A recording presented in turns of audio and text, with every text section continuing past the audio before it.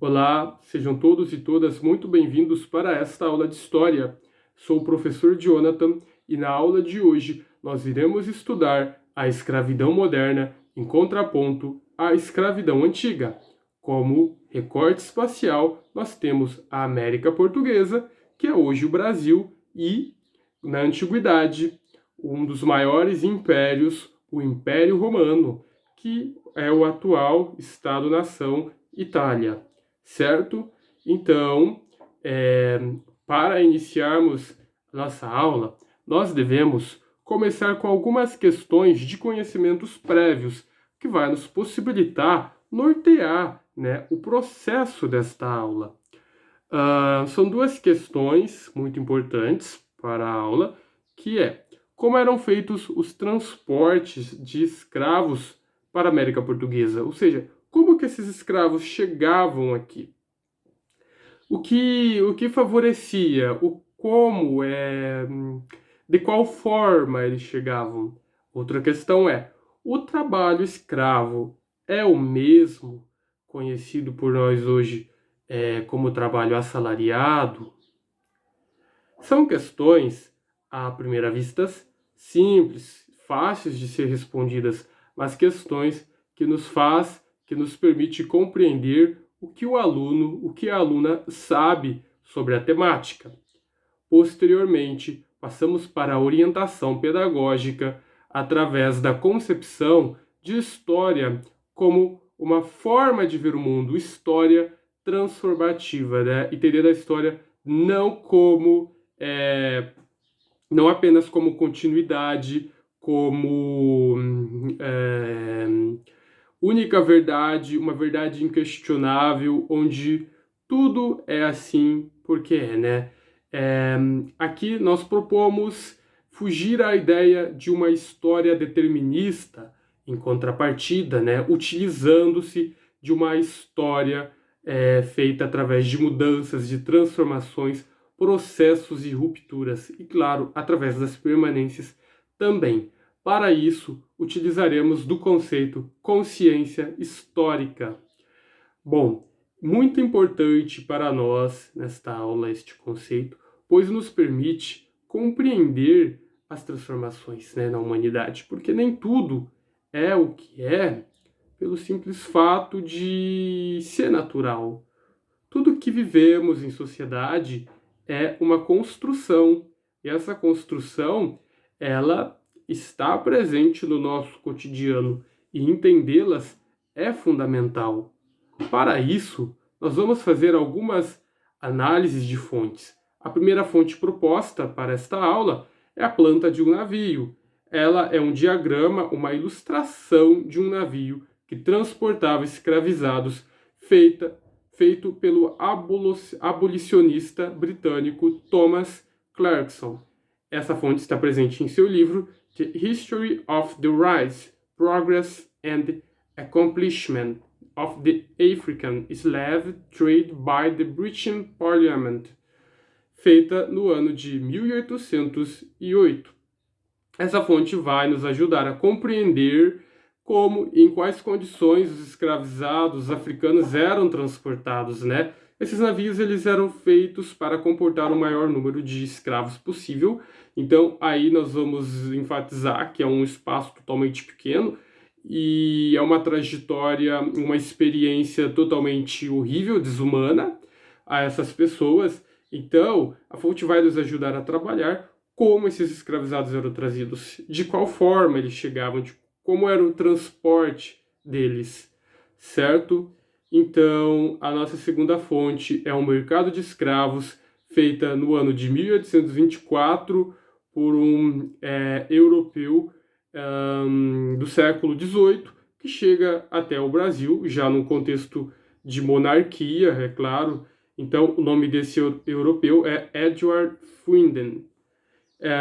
Ela foi publicada em Londres por Logan e Cia no dia 5 de abril de 1824. Aqui nós vamos problematizar a fonte, junto aos alunos, questões como quem fez essa fonte, quem ilustrou, quais eram as intenções, o que está representado ali, né? Então, trabalhar a fonte para contextualizar e explicar as características do comércio na América Portuguesa. O nosso terceiro documento histórico é um mosaico romano que foi encontrado na cidade romana Duga, na Tunísia, no século II a.C. Aqui nós vamos problematizar que essa é uma cultura material, né, que retrata o cotidiano dos cidadãos romanos e dos escravizados. Aqui nós vamos possibilitar uma comparação, uma distinção entre a representação desses escravos romanos e a representação dos escravos já na América Portuguesa, dos africanos. Então, é uma fonte histórica produzida em mosaico e somente nos foi possível graças à arqueologia, graças ao trabalho de um arqueólogo para nos ajudar a compreender essa história. Também podemos pensar a contraintuição da história. Estudar história é um esforço contraintuitivo, visto que temos que ultrapassar as barreiras do tempo e do espaço para compreender as temporalidades e as mudanças na história. O quarto documento é uma carta do padre João José Antonil, e eu vou ler apenas um trecho que ele diz que os escravos são as mãos e os pés do senhor de engenho, porque sem eles, no Brasil, não é possível fazer, conservar e aumentar a fazenda, nem ter engenho corrente. Essa colocação do padre Antonil é um pouco problemática, no sentido de que os escravos eles não só faziam isso, né? O Antonil está orientando os senhores de engenho como melhor explorar os escravos. É claro que aqui é uma visão de um homem europeu, uma visão um pouco deturpada acerca dos escravos. E essas relações de senhor de engenho, de escravo, elas são muito mais complexas. A ideia de uma hierarquia de senhores por muito tempo dominou a historiografia, mas hoje ela é totalmente diferente, né? Uma massa escrava por muito tempo dominou essa historiografia, e hoje nós vemos na fala do Antonil que de fato a compreensão é essa. E o quinto documento e o último é um trecho, é uma narrativa do historiador romano Tácito do ano 27 a.C. Aqui é uma narrativa sobre os libertos e sobre os escravos. Ele faz uma comparação, uma distinção e dá-nos uma orientação de como que era a vida deles, né? Segundo a fonte escrita do historiador Tácito, é possível uma distinção entre escravidão antiga e escravidão moderna, uma compreensão de ruptura histórica de mais de 1000 anos. Nesta passagem é evidente uma outra faceta da escravidão antiga, né? A escravidão, para o autor Guarinello, ela era para os romanos um fato normal de seu cotidiano, como o trabalho assalariado é para nós hoje. Então, ser escravo, livre ou forro era apenas uma circunstância, uma condição da vida dos romanos. Então, era uma posição específica dentro da sociedade. Bom, aqui nós devemos tomar muito cuidado e enfatizar para que não caiamos, para que a gente não incorra em anacronismos, né? Anacronismos é entender o passado através do presente, ou vice-versa, né? É projetar o que nós temos no presente no passado, coisa que é totalmente diferente. E Guarinello, ele é muito sábio nessa passagem, né? Que diz que a mentalidade dos romanos era outra, a mentalidade dos europeus do século XVI eram outras também, certo? Por fim, para finalizar a nossa aula, propomos umas perguntas de metacognição que vai nos ajudar a orientar, né?